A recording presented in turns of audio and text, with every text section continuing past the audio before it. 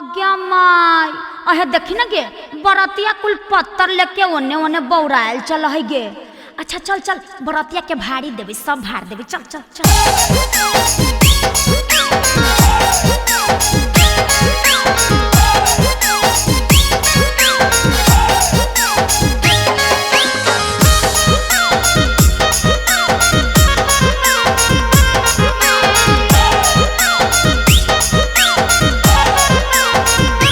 बंदे बरतिया भरुआ हकै सब भूखाल रे बंदे बरतिया भरुआ हकै सब भूखाल रे बंदे पतला लेके चल है बोलाल रे बंदे पतला लेके चल है बोलाल रे बंदे।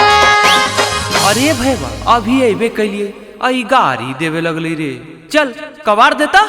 अरे कबाड़े के बात कर रही आज एक उखाड़ दो उखाड़ ले गए सुन रे बंदे न्यूज में छप गए समाचार रे बंदे न्यूज में छप गए समाचार रे बंदे भौजी के बहिनिया खेलार रे बंदे राखो हई चर चर गोइयार रे बंदे। ए माई इ लड़का हो के कैसन कैसन घिनाइल गाड़ी दे है। पहले एकर बप्पा के व्यवस्था कर बप्पा के गरियाओ एकरा इ पूरे खानदान के तार देबे।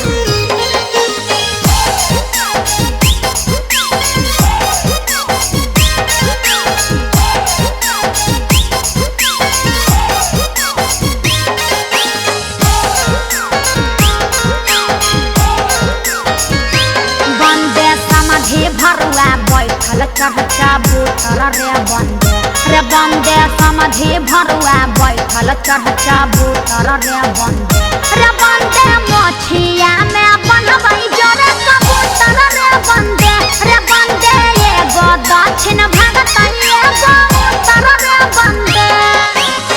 आए भैया ये अबरी बाऊ के गरिया दिलको एकरा जब तक तू रेलमी नहीं तब तक ये नए सुधरतो। अच्छा अरे वो हमारे बाबू के गरील के हम ओकर मैया के गरीब है चलाओ सुन गए रे बंदे गलिए होई गेलै सोहरा रे बंदे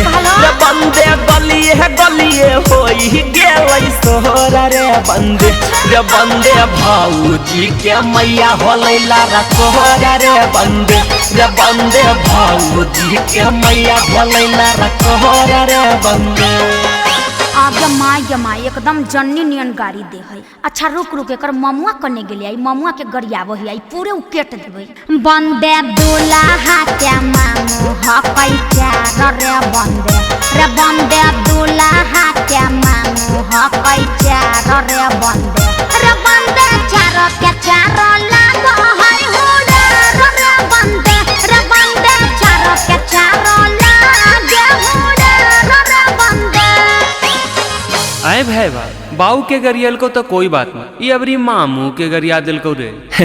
अरे बाबू बूढ़ा ना खिन रे नहीं पसंद लिखिन इहे से जवान का मामू के गरियाबा है लेकिन चल एकर ममानियों को व्यवस्था कैल जाए। रे बंदे अठन्नी चमनी हकै लटाल पैसा रे बंदे अठन्नी चमनी हकै लटाल पैसा रे बंदे साली के ममानी पर चढ़लै भैसा रे बंदे भौजी के ममानी पर चढ़लै भैसा रे बंदे।